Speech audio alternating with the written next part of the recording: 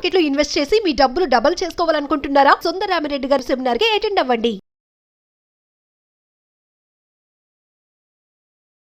నమస్తే, welcome back to Suman TV. Present మనతో పాటు ఉన్నారు certified wealth manager Sundar Rama Reddy గారు.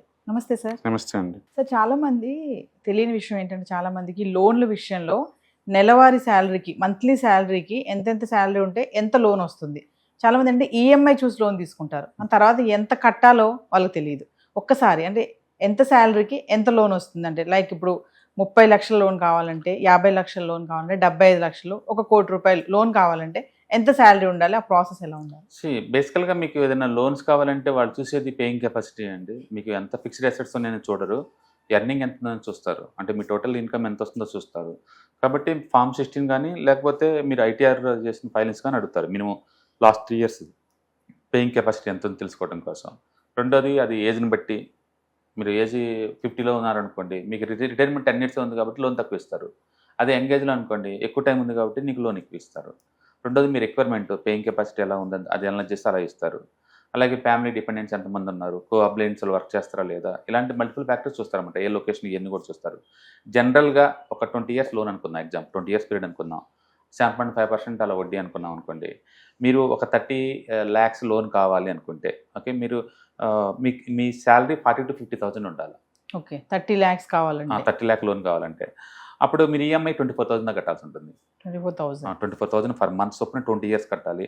అంటే మీరు కట్టిన అమౌంటే 58 లక్షలు. అంటే మీరు మొత్తం కట్టేస్తుంది 30 లక్షల హౌస్ లోన్కి మొత్తం కట్టేది మనం 58 లక్షలు కడతాం అయిపోయి లోపలనే. 58 లక్షలు అంటే డబల్ కడుతున్నాం, లిటల్ కడుతున్నాం డబల్. ఓకే, ఎందుకంటే మీరు కట్టే డబ్బులు లేదు, మొదట్లో మొత్తం లోనే వెళ్తుంటుంది. ఇప్పుడు ఫస్ట్ ఇన్స్టాల్మెంట్ 24,000 కట్టామనుకోండి, అందులో 20,000 రూపాయలు వడ్డీకే తీసేస్తారు. క్యాపిటల్ లోన్స్ కట్ చేసేది 4,000. అందుకని బెస్ట్ ఏంటంటే మీరు ఎవ్రీ మంత్ వీటితో పాటు అడిషనల్ అమౌంట్ 4,500 ఎక్స్ట్రా కట్టాలి. కట్టినప్పుడు క్యాపిటల్ లోన్స్ తీసేస్తా ఉంటారు, తగ్గుతూ ఉంటుంది. ఆ మెథడ్ బాగా పనిచేస్తుంది. తీసుకునేటప్పుడు ఒకసారి అడగండి అడిషనల్ అమౌంట్ ఎంత కట్టచ్చు పర్ మంత్ అనేది. సో 30 లక్షల లోన్ కావాలి అనుకుంటే, మీ శాలరీ ఒక 50,000 అనుకుంటే మీకు 24,000 ఈఎంఐ తోటే సరిపోతుంది. మనం చెప్పే 20 years టైము 7.5% వడ్డీ వేసుకుంటే. ఒకవేళ 50 లక్షల హౌస్ లోన్ తీసుకుంటున్నారు అనుకోండి, అప్పుడు ఈఎంఐ మీరు కట్టాల్సింది 40,000 అయి ఉంటుంది 20 సంవత్సరాలకి. అప్పుడు మీ శాలరీ ఒక 80,000-85,000 అలా పెట్టుకోవచ్చు అనమాట. మీరు 80,000 సరిపోతుంది. అదే మీకు 75 లక్షలు కావాలనుకోండి, ఈఎంఐ మీరు కట్టాల్సింది 60,000 ఉంటుంది అనమాట. ఆ టైంలో 1,00,000 నుంచి 1,20,000 అలా పెట్టుకుంటే సరిపోతుంది. అంటే 1 కోటి రూపాయలు లోన్ కావాలనుకోండి, మీ శాలరీ 1.5 దాకా ఉంటే బెటర్ అనమాట. మీకు లోను అది ఈఎంఐ మంత్లీ 80,000 దాకా పడుతుంది. అండ్ 1 కోటి రూపాయలు ఇల్లు కాబట్టి 2 కోట్లు అవుతుంది మొత్తం కట్టడానికి. అందుకని 20 years అనుకుంటే మీరు ఆల్వేస్ డబుల్ అనుకోండి. మీరు కట్టాల్సిన అమౌంట్కి తీసుకున్న లోన్కి డబుల్ అనుకోండి అంతే. అంటే బేసికల్గా ఈఎంఐతో పోల్చుకుంటే మీ శాలరీ డబుల్ ఉండేలా చూసుకోండి అంతే. అందుకని మీరు ఈఎంఐ 24,000 కట్టారనుకోండి, డబుల్ అంటే 45,000 అట్లా శాలరీ ఉంటే బాగుంటుంది. ఈఎంఐ 1,00,000 అనుకోండి, మీ శాలరీ 2 లక్షలు ఉంటే బాగుంటుంది. అంటే టోటల్ శాలరీలో వాళ్ళు 40 to 50% దాటుకొని చూసుకుంటే సరిపోద్ది అంతే, ఈ లెక్కలేం లేకుండా. అంటే ఇప్పుడు ఏజ్ చూద్దాం, ఏజ్ 48 years ఉంది అనుకోండి, శాలరీ బాగుంది, ఇప్పుడు లోన్ ఏజ్ ఎంత అన్నారు? 48 ఉంటే శాంక్షన్ ఉంది 12 years కదా, 20 years ఇవ్వంటే ఎవరు. అంటే అప్పుడు లోన్ ఎంత శాంక్షన్ అవ్వచ్చు? శాంక్షన్ అనేది నువ్వు పేయింగ్ కెపాసిటీ ఉంటే 5 లక్షలైనా శాలరీ ఉందనుకోండి, నీకు పేయింగ్ కెపాసిటీ 2.5 lakh ఉంటుంది పర్ మంత్. 2.5 lakhs అప్పుడు కడితే అప్ టు 60 వరకు ఎంత కడతారో అంత అమౌంట్ వరకు ఇచ్చే ఛాన్స్ ఉంది. బట్ మీరన్న 20 years ఇవ్వమంటే ఇవ్వరు. ఓకే, అంటే రిటైర్మెంట్ ఏజ్ ఎంత వరకు ఉందో పీరియడ్ తగ్గించుకొని కెపాసిటీ పెంచుకుంది కాబట్టి తీసుకోవచ్చు. ఓకే, అంటే ఫుల్ ఇస్తారా సార్ లోన్? 100% లోన్ వస్తుందా? 100% లోన్. అసలు లోన్ 5 కోట్లు లోన్ కావాలన్నా 5 కోట్లు లోన్ కాదండి, మీ పేయింగ్ కెపాసిటీ ఉందా లేదా చూస్తారు తప్ప అసెట్ చూడరు. ఓకే, మీకు paying suppose monthly 1 lakh salary వస్తుంది అనుకుందాం. 1 lakh శాలరీ ఉందనుకోండి, అప్పుడు ఏజ్ రఫ్గా 50 అనుకోండి, ఇంకో 10 సంవత్సరాలు రిటైర్ అవుతారు కదా. అంటే అసలు మొత్తం ఎర్న్ చేసేది ఎంత లెక్కేస్తారు వాళ్ళు. నీ శాలరీలో 30-40% కన్నా లోన్ పేయింగ్ కెపాసిటీ దాటి ఇవ్వరు వాళ్ళు. ఇంకా కోఆపరేటివ్ యంగ్స్టర్స్ ఎవరిని పెట్టుకుంటే పెరగచ్చు మేబీ. సో అట్లా అనమాట. అందుకని ఇల్లు ఏదైనా కొనాలంటే రైట్ ఏజ్ అంటే 35 to 40 మధ్య అలా అనుకోవచ్చు. అప్పుడు నీకు 25 years పెట్టుకోవచ్చు టైం. అది. రెండోది మనం హౌస్ లోన్స్ మిగతా లోన్స్తో పోల్చుకుంటే చాలా చీపర్ అనమాట. అందుకని పర్సనల్ లోన్స్ అవి తీసుకునే బదులు ఇల్లు కొనేటప్పుడు హౌస్ లోన్ తీసుకుంటే బెటర్ డైరెక్ట్గా. అంటే అది లాంగ్ టర్మ్ ఇన్వెస్ట్మెంట్ అది, కాబట్టి సెంటిమెంటల్ పోవాల్సిన అవసరం లేదు. కొంచెం ప్లాన్గా చూసుకుని కొనుక్కోవడం. రెండోది బిగ్గెస్ట్ అమౌంట్ ఒకసారి బ్లాక్ అయిందంటే బయట రావడం చాలా కష్టం. ఇవాళ రేపట్లో ఏంటంటే ఎమోషనల్గా తీసుకుంటున్నారు, లగ్జరీగా ఇంటీరియర్ డెకరేషన్ అవన్నీ చేయించుకుంటున్నారు. సడన్గా ఇద్దరు ఒక జాబ్ ఊడేసరికి ఏంటంటే మిగతా వాళ్ళు పే చేయలేక ఇబ్బంది పడుతున్నారు. స్ట్రెస్ గురయ్యి అన్ని ఆప్షన్స్కి వస్తున్నాయి అనమాట. ఈ మధ్యకాలంలో ఎక్కువ అవుతున్నాయి ఆప్షన్కి వచ్చాయి. కాబట్టి ఏదైనా ఇన్వెస్ట్మెంట్ చేసేటప్పుడు ఫైనాన్షియల్ అడ్వైజర్ని కనుక్కొని 1-2 సార్లు ఆలోచించుకొని తీసుకోవడం బెటర్ అనమాట. Yes. ఇస్తున్నారు కదా అని చెప్పేసి లోన్స్ ఎంత పడితే తీసుకోకపోవడం బెటర్ అనమాట. అది రెండోది, రెంటల్కి ఇస్తే చాలామంది రెంట్ వస్తుందేమో అనుకుంటారండి. అవి ఏం రావండి. సపోజ్ ఇప్పుడు ₹1,00,000 ఇల్లు అనుకోండి, ఇక్కడ ఈఎంఐ 80,000 కట్టాలా, రెంట్కి ఎత్తే నీకేం వచ్చిందంటే 30,000 వస్తుంది. మరి మిగతా డబ్బులు, మిగతా 50,000 కట్టుకోవాలి. ఎక్కడి నుంచి కడతారు? అంత ఈజీ ఏం కాదు. Yes. అందుకని 1-2 సార్లు థింక్ చేసుకోండి. కెపాసిటీ ఒకటి, రెండోది లొకేషన్ ఒకటి, అండ్ మూడోది నిజంగా ఇది అవసరం లేదో చూసుకోండి. నన్ను ఎడితే లేదు, ఒక 55 వచ్చిన వాళ్ళు ఆ టైంలో ఇల్లు కొనే బదులు రెంటల్ కొనడం బెటర్. Yes. ఈలోపు కిడ్స్ సెటిల్ అయ్యారు అనుకోండి, వాళ్ళ పేరు మీద లోన్ తీసుకోవచ్చు. వాళ్ళకైతే ఎక్కువ ఇస్తారు, ఓకే లొకేషన్ ఇస్తారు, అంతే. ఏదైనా సరే it's all about affordability. Yes. Dreams ఉంటాయి అందరికీ, but what about the affordability, అది తీసుకోవడం బెటర్ అనమాట. కాబట్టి బ్లైండ్ రూల్ ఏంటంటే టోటల్ శాలరీలో 40 to 50% కన్నా ఎక్కువ దూరం లోన్ తీసుకెళ్ళకూడదు. అండ్ రెండోది, ఎంత లోన్లో ఎక్కువ తీసుకుంటే తక్కువ ఇంట్రెస్ట్ వస్తుంది కాబట్టి మీకు అంత Yes. బెటర్. మిగతా అన్ని లోన్ల కన్నా ఇది మంచి లోనే బేసికల్ చెప్పాలంటే.